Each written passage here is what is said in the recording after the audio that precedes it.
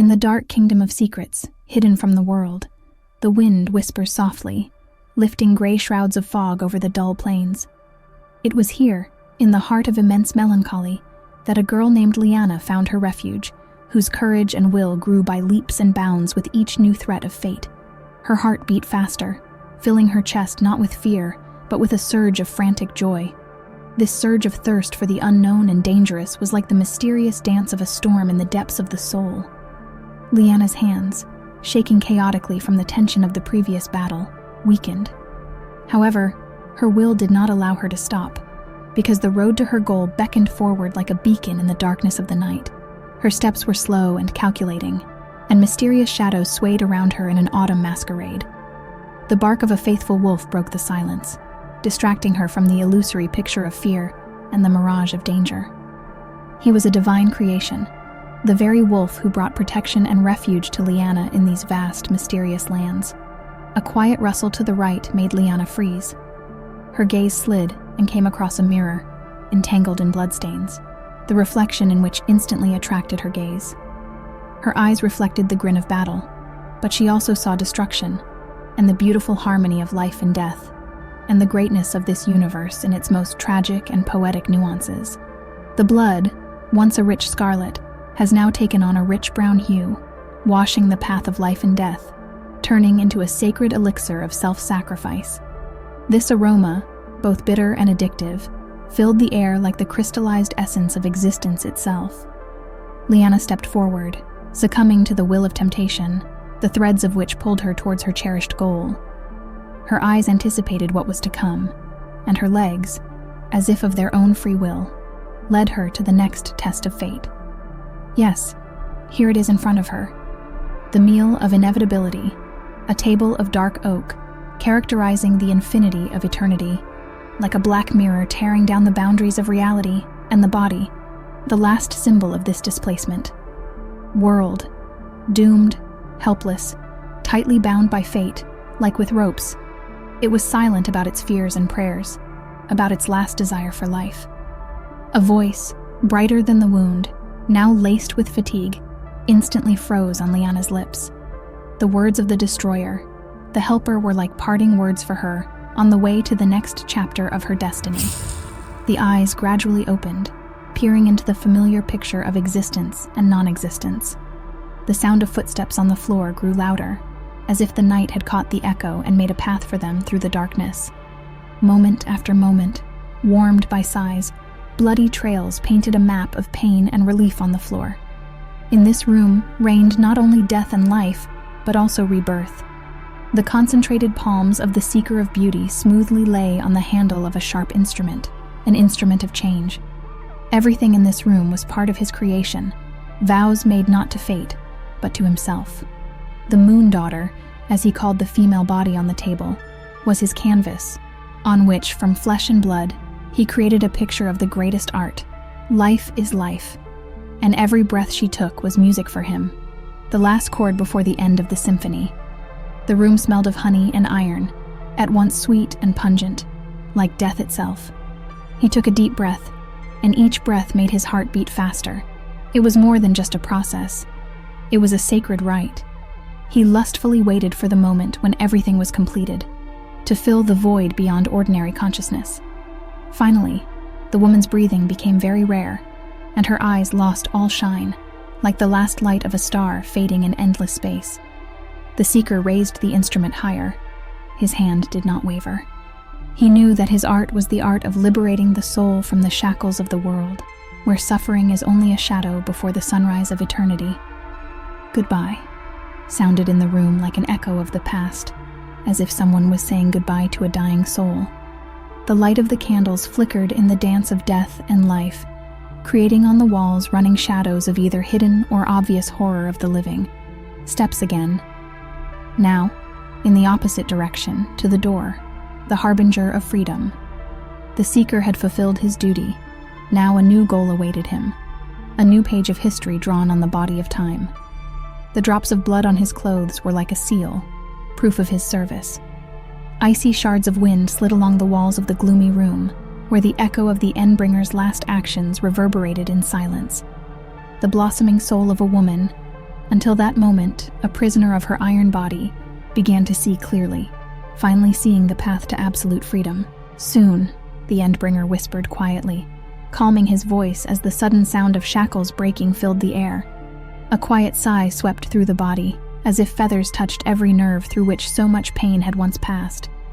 Now they have become a bridge to a new reality, bright and clean. The blood that once poisoned the ancient wooden floors has now subsided in the extinct Kalyujas, a symbol of farewell to the old life and entry into infinity, where a new era without suffering awaits.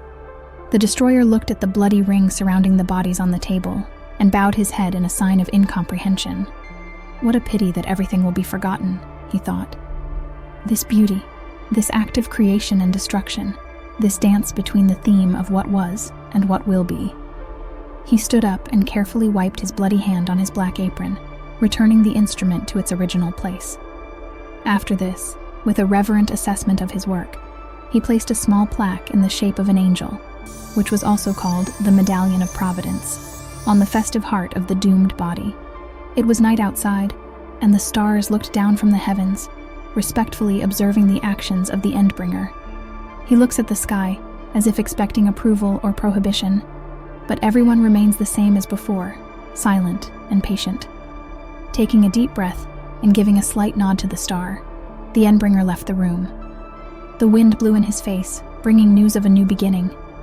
The door slammed behind him, and complete silence reigned in the room, leaving no one behind after everything was done in this isolated temple.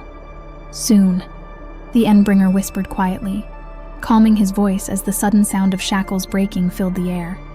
A quiet sigh swept through the body, as if feathers touched every nerve through which so much pain had once passed. Now they have become a bridge to a new reality, bright and clean. The blood that once poisoned the ancient wooden floors has now subsided in the extinct Kalyujas, a symbol of farewell to the old life and entry into infinity, where a new era without suffering awaits. The destroyer looked at the bloody ring surrounding the bodies on the table and bowed his head in a sign of incomprehension. What a pity that everything will be forgotten, he thought.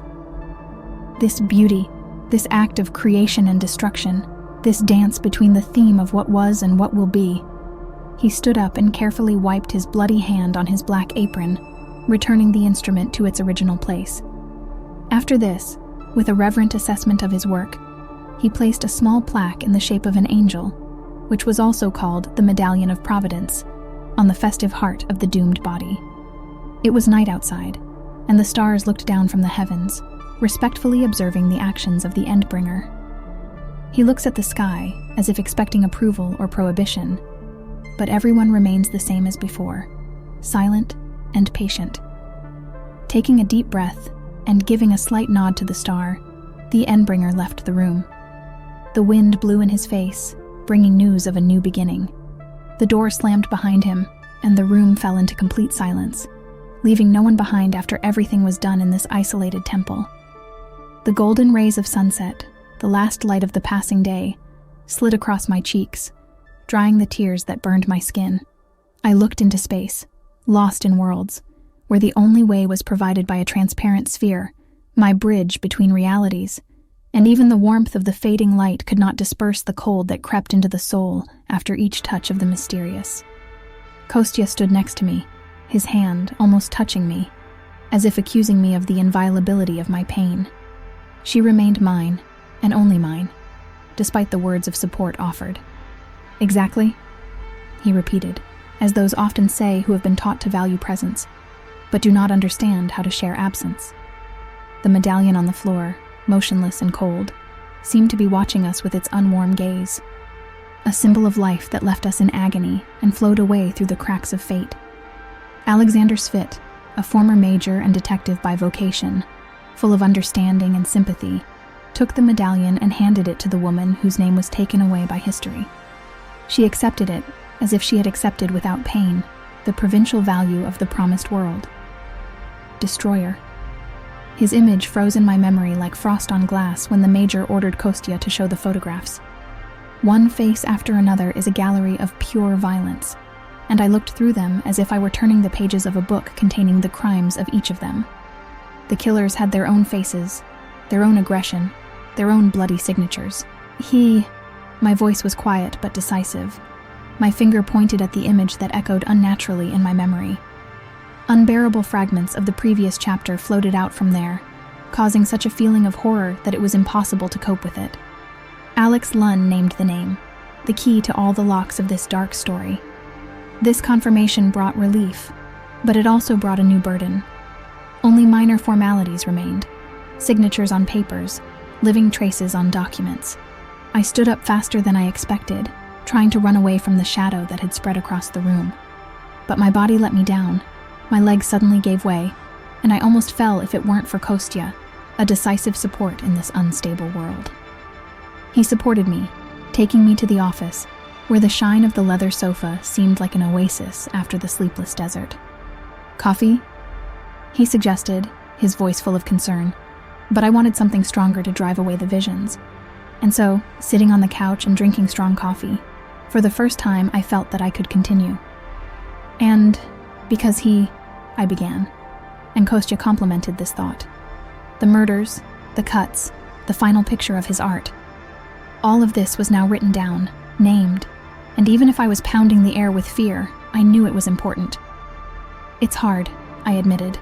Kostya's eyes glared into mine, like a guide into the unknown.